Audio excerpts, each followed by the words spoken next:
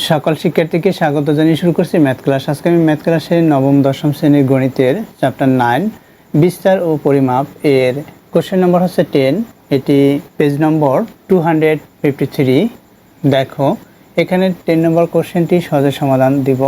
এখানে 100টি কোম্পানির বার্ষিক মুনাফা কোটি টাকায় তথ্য নিচে দেওয়া হলো। এখানে তথ্য দেওয়া আছে। আমাদের বের করতে হবে উপপাদ্যের গাণিতিক গড় হতে গড় ব্যবধান ও পরিমিত ব্যবধান নির্ণয় করো। তাহলে আমরা এই উপপাদ্যের গাণিতিক গড় হতে গড় ব্যবধান ও পরিমিত ব্যবধানের সারণী তৈরি করি। লিখি উপপাদ্যের গাণিতিক গড় হতে গড় ব্যবধান ও পরিমিত ব্যবধান এর সারণী। ব্যবধানের সারণী নিম্নরূপ। দেখো এখন সারণীতে আমরা কিভাবে কলাম তৈরি করতে পারি। এখানে দেওয়া আছে শ্রেণী সীমা বা শ্রেণী ব্যবধান। শ্রেণী ব্যবধানে অবশ্যই মধ্যবিন্দু নির্ণয় করতে হবে। এরপর হচ্ছে এখানে গণসংখ্যা দেওয়া আছে। এখন আমরা কি নির্ণয় করব। এখানে যেহেতু গাণিতিক গড় নির্ণয় করতে হবে, গাণিতিক গড়ের সূত্র আমরা জানি। দেখো এখানে সামেশন এন আই ইকুয়াল 1, এখানে f I x I by n. এই যে সূত্রটি আমরা জানি, এখানে এফ হচ্ছে গণসংখ্যা, এখানে দেওয়া আছে কোম্পানির সংখ্যা, এটাকে গণসংখ্যা বলা হবে। তাহলে এক্স আই কি? এক্স আই তাহলে এখান থেকে আমাদের অবশ্যই এর মধ্যবিন্দু নির্ণয় করতে হবে, শ্রেণীর মধ্যবিন্দু। তাহলে আমরা শ্রেণীর মধ্যবিন্দু নির্ণয় করব, সেটাকে এক্স আই ধরবো। এটা গণসংখ্যা পেয়েছি, শ্রেণীর মধ্যবিন্দু পেলাম। এন এখানে কোম্পানির সংখ্যাটাই হচ্ছে এনের মান। এখন দেখো তাহলে এখান থেকে আমরা এই 1টি 2টি এখান থেকে 3টি কলাম হবে মুনাফা কোটি টাকায়। এখানে এটাকে বলা হয় শ্রেণী ব্যবধান বা শ্রেণী সীমা। লিখে দেই শ্রেণী ব্যবধান বা শ্রেণী সীমাও লিখতে পারি আমরা, এটা হচ্ছে শ্রেণী সীমা। এরপর কি কোম্পানির সংখ্যা, কোম্পানির সংখ্যা এটাকে গণসংখ্যা বলা হয়, এটা লিখে দিই গণসংখ্যা। এটাকে এফ সাব আই দ্বারা প্রকাশ করি, এটা এফ সাব আই। এরপর এই শ্রেণী যেটা, এই যে শ্রেণী, এটার মধ্যবিন্দু লিখি শ্রেণীর মধ্যবিন্দু বা মধ্যমান, শ্রেণীর মধ্যমান এটাকে এক্স সাব আই দ্বারা প্রকাশ করি, এক্স সাব আই। এখন এখানে এফ আই, এখানে এক্স আই, তাহলে এখানে লিখি এফ আই এক্স আই।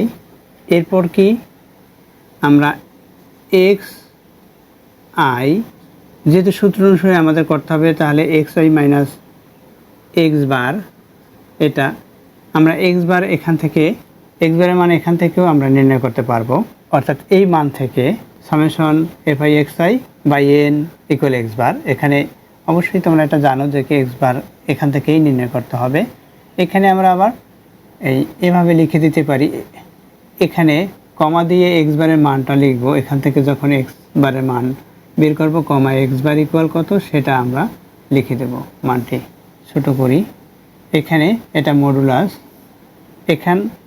এখানে এফ দিয়ে এটাকে ইনটু লিখি, F I modulus X I minus X bar, এটা লিখলাম। এখন এটাকে হোল স্কোয়ার হবে, অর্থাৎ F I modulus X I minus X bar modulus, এখানে হোল স্কোয়ার, এখানে ব্র্যাকেট দিয়ে হোল স্কোয়ার দেওয়া ভালো হয়, সরাসরি দিয়ে দেই। এটা দেখো সূত্র অনুসারে এটা আমরা এই কলাম তৈরি করি। সাধারণত আমরা কি বের করব সেই প্রশ্ন অনুসারেই সাধারণত এগুলো তৈরি করব। তাহলে এখন দেখো এখানে দেওয়া যাচ্ছে না, যাক। দেখো এখানে কি দেওয়া আছে, কোম্পানির টাকা, এখানে শ্রেণী ব্যবধান 0 থেকে 10, এরপর হচ্ছে 10 থেকে 20, 20 থেকে 30, 30 থেকে 40, 40 থেকে 50 এবং 50 থেকে 60, এটা দেওয়া আছে। এরপর কি কোম্পানির সংখ্যা, এখানে কোম্পানির সংখ্যা 60টি হলো। এরপর হচ্ছে 12, এরপর 22, এরপর হচ্ছে 30, তারপর হচ্ছে 20, এরপর সর্বশেষে 9।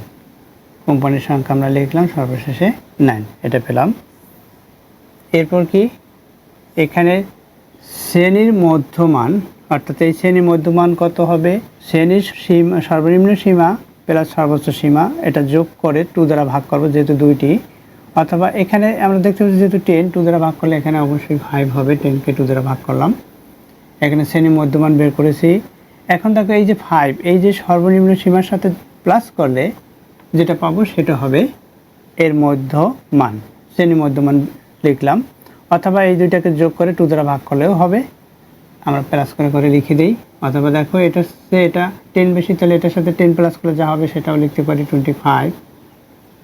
এরপর কত, অথবা এখানে যে সংখ্যা আছে সেটার সাথে আমরা এই যে সর্বনিম্ন সীমার সাথে 5 যখন হলো 5 প্লাস করতে পারি, এখানে 35 হবে, 45, এরপর হচ্ছে 55, এটা নির্ণয় করলাম। এরপর কি দেখো এ পাই এক্স আই, অর্থাৎ এ পাইয়ের সাথে এক্স আই ইন্টু হবে, এটার সাথে ইন্টু করি 35, আমরা ক্যালকুলেটর ব্যবহার করি 180 12 ইন্টু, আর ক্যালকুলেটর ব্যবহার করে যেগুলো পাই সেগুলো লিখি। এখানে দেখো এক্স অফ আই মাইনাস এখানে এক্স বার হচ্ছে x bar equal n summation i equal 1, এখানে f I x I by N equal দেই কত হয় সেটা লিখি। আমরা এন এর মান নির্ণয় করি, এখানে কোম্পানির সংখ্যা যেটা এটা হচ্ছে এন এর মান, এন ইকুয়াল কত হয় সেটা লিখি, এন এর মান নির্ণয় করে এখানে বসাবো, আর এটা প্লাস করে এটা বসিয়ে আমরা এন দিয়ে ভাগ দেবো। এন এর মান কত হয় দেখো, এটা আমরা ক্যালকুলেটর ব্যবহার করি 7 প্লাস এখানে দেখো 50 হয়, অর্থাৎ 100 হয়, আমরা 100 লিখে দেই, অর্থাৎ এন ইকুয়াল হচ্ছে সামেশন এফ আই ইকুয়াল এখানে 100 আমরা লিখতে পারি সামেশন এফ আই, অর্থাৎ এগুলো সমষ্টি। তাহলে এন এর মান আমরা এখানে পেয়েছি, এখানে বসাবো, এখানে এগুলো সমষ্টি নির্ণয় করি 35 প্লাস 180, ক্যালকুলেটর ব্যবহার করে এগুলো সমষ্টি নির্ণয় করি। এর সমষ্টি পেয়েছি কত, এর সমষ্টি পেয়েছি 3210, অর্থাৎ 3210 বাই এখানে এন এর মান হচ্ছে 100, আমরা যদি ভাগ দেই তখন আমরা এখানে পাই 32.1 হবে। তাহলে এখানে আমরা গাণিতিক গড় নির্ণয় করেছি, এটা গাণিতিক গড় হবে, এটা গাণিতিক গড়, এটা একটা অ্যান্সার হয়। এরপর দেখো আমাদের এই এক্স বারের মান 32.1, এখন আই থেকে এক্স আই থেকে অর্থাৎ এটা থেকে এটা মাইনাস করব, এখানে যখন মাইনাস আসবে মান মাইনাস লিখবো না, কারণ এখানে মডুলাস আছে।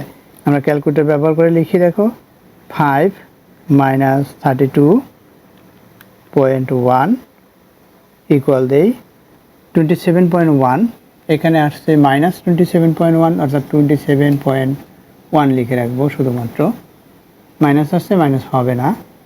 আমরা ক্যালকুলেটর ব্যবহার করে অতঃপর এগুলো লিখে দেই, এখানে মাইনাস আসলে মাইনাস হবে না 17.1, এবার 25 থেকে মাইনাস করি, আমরা ক্যালকুলেটর ব্যবহার করে এটা পেয়েছি 22.9 সর্বশেষ।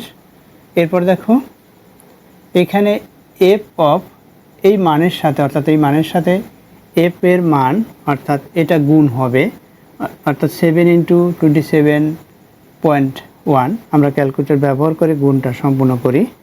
সমতা করার জন্য 0 লিখতে পারি, দেখো আমরা ক্যালকুলেটর ব্যবহার করে এগুলো গুণটা সমাপ্ত করেছি। এরপর কি এখানে X sub I minus X bar whole square, অর্থাৎ এই মানটাকে হোল স্কয়ার দিয়ে এফ আই অর্থাৎ এটার সাথে গুণ করে এখানে লিখব।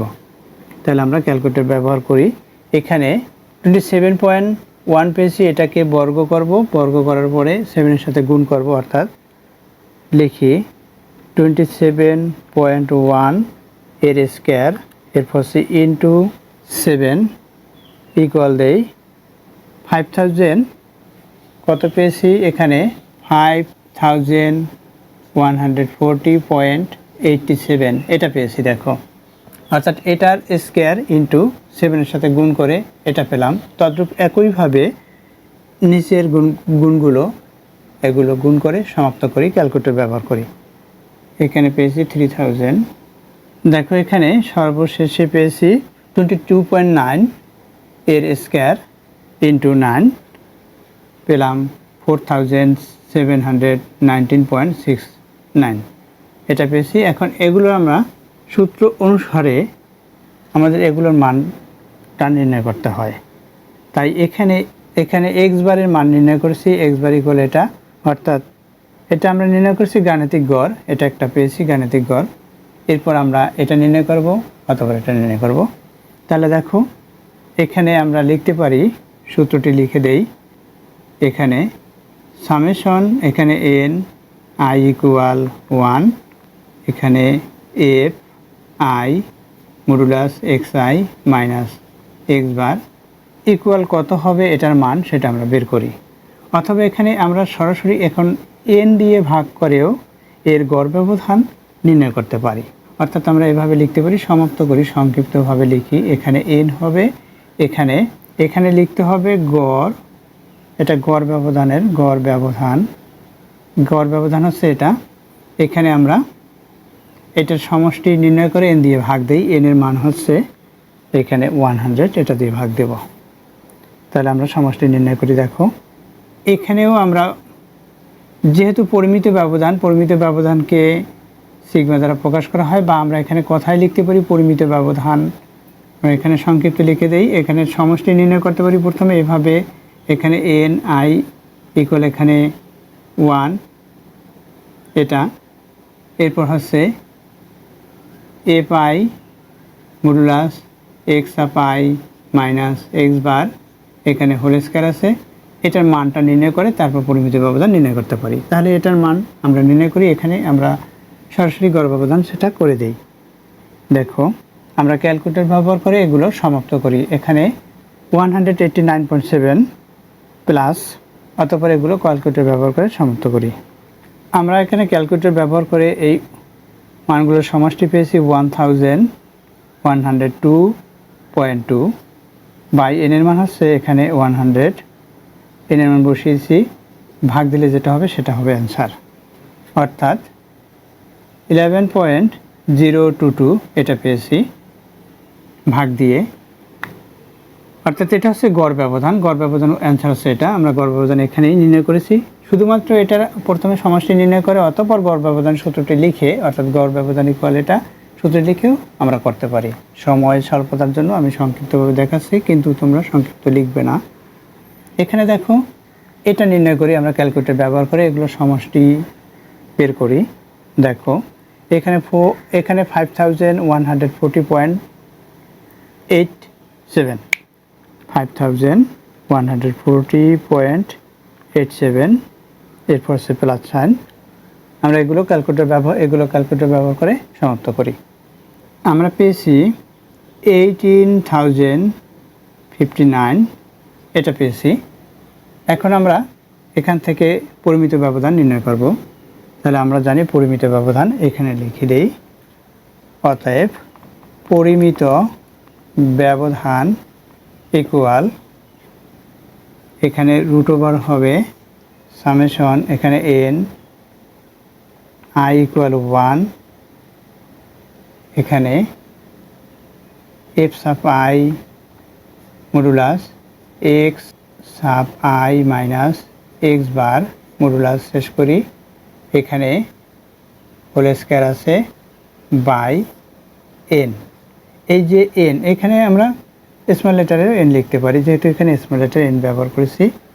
এখানে বর্গমূলটি লব এবং হরেই দিতে হবে। এখানে কত পেয়েছি সেটা লবে লিখে দেই, 18,059 বাই এন এর মান হচ্ছে 100, এখানে বর্গমূল 100 দিয়ে ভাগ দিলে কত হবে, আমরা এখানে করি 180.59, এটাকে বর্গমূল ইকুয়াল দেই। আমরা বর্গমূল নির্ণয় করি 180.59, আমরা বর্গমূল পেলাম 13.438, এরপর 377 এভাবে আসছে 88, প্রয়োজন নেই, দশমিক বিন্দুর পর 3 অঙ্ক পর্যন্ত লিখেছি। এরপরে অঙ্ক ছোট বিধায় এ পর্যন্ত সমাপ্ত করলাম। এটা হচ্ছে অ্যান্সার, অর্থাৎ পরিমিত ব্যবধান। দেখো এখানে আমরা গড় ব্যবধান সরাসরি এখানে নির্ণয় করেছি, কিন্তু তোমরা এখানে গড় ব্যবধান সরাসরি নির্ণয় করবে না, শুধুমাত্র এখানের এটার মানে এই summation N I equal 1 F of এই অংশটুকু প্রথমে করে নিবে, অর্থাৎ এই যে যেটা হয়েছিল 1102.2 হবে, সেটাকে পরবর্তীতে গড় ব্যবধান সূত্র লিখে অর্থাৎ এন দিয়ে ভাগ দিলেই গড় ব্যবধান বের হবে, সেটা লিখেই করবে। দেখো সময় স্বল্পতার জন্য আমি এখানে সংক্ষিপ্তভাবেই করেছি।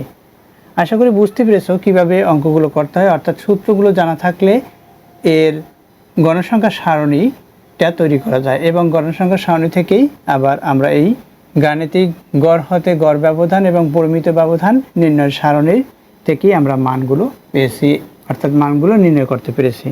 আশা করি বুঝতে পেরেছো কীভাবে এই অঙ্কগুলো সমাপ্ত করতে হয়। এতক্ষণ ম্যাথ ক্লাসের সাথে থাকার জন্য সকলকে ধন্যবাদ জানিয়ে আজকের মতো বিদায় নিচ্ছি।